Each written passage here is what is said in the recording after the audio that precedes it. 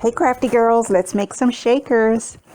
Hey, it's Nika from Fabulously Creative, and today we'll be making some shakers from these die cuts. And these die cuts are from this month's digital, available in my shop, and I'll leave a link along with a coupon code in the description box. But I did make a few that you saw ahead of time just so I can show you. So we will be using these self-laminating pouches, and you heard it correctly, no tools needed. You don't need a fuse tool, you don't need a laminator or anything. So the top layer is, it's almost like a very thick transparency, and then the bottom layer is the sticky part.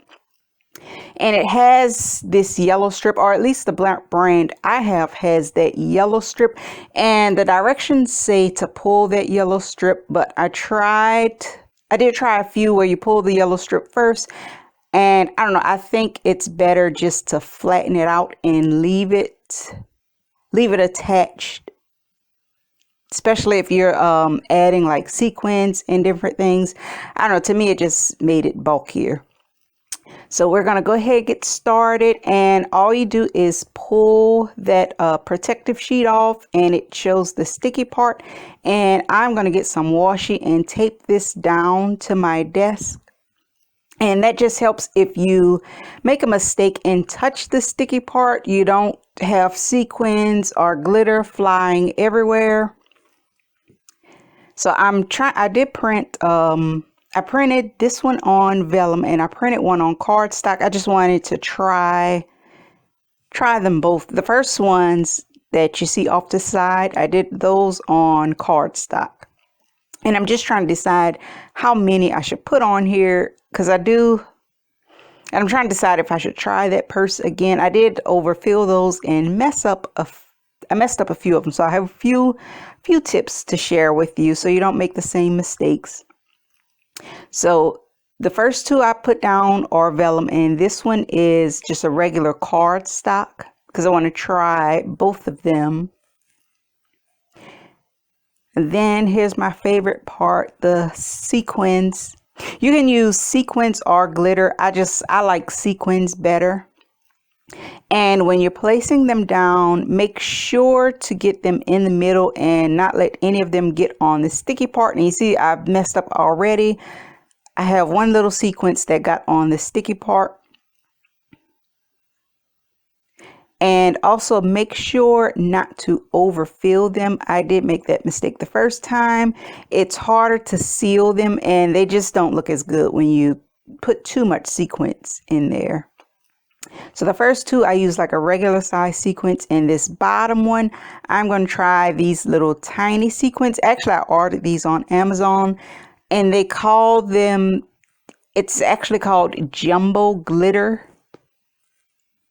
but it's like tiny little stars.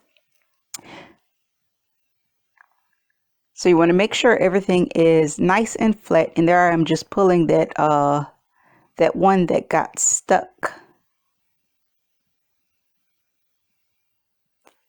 And that's also why I put that washi tape down. If I would have tried that, the whole thing would have got stuck to my hand and sequence would have been everywhere. All right, so you lay that down, and you're just going to mash the whole thing.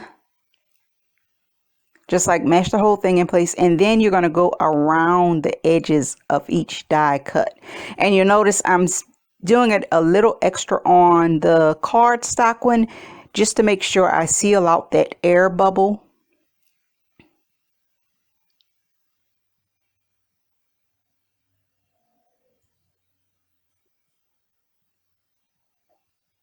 And I didn't have to do as much on the ones that I printed on vellum. So I'm thinking maybe this project is better for either vellum or just regular copy paper. The cardstock ones do feel nice and sturdy, but you do have to press it in a little more. And at this part, just pick it up, and you're going to cut each one apart. And also resist the urge to shake it at this point. Yes, the first time I got excited, and I don't know, it's fun to shake them, but try not to shake it around too much until you cut off the excess and then press the edges again. And I also noticed with the vellum, I could actually get a little closer to the die cut. So I'm going to cut that edge off and then press the edge just to make sure everything is nice and sealed. All right, so here is what we have. Here's how it came out. And that one, oh, I guess I need to get some more sequins. That blue one in there got stuck. So here's how they came out. I love the way I do like the way they came out, and you can see even though I placed just a little in the middle, it does flatten out and kind of move around. Now this one with the tiny glitter sequins, they don't move around too much. And the sweater weather one, that one was my favorite. And I'm just showing you this one. This is what happens if you overfill it, and if you don't press those edges, you can see a little is falling out the corner. And this one, I just got excited and put way too much sequins.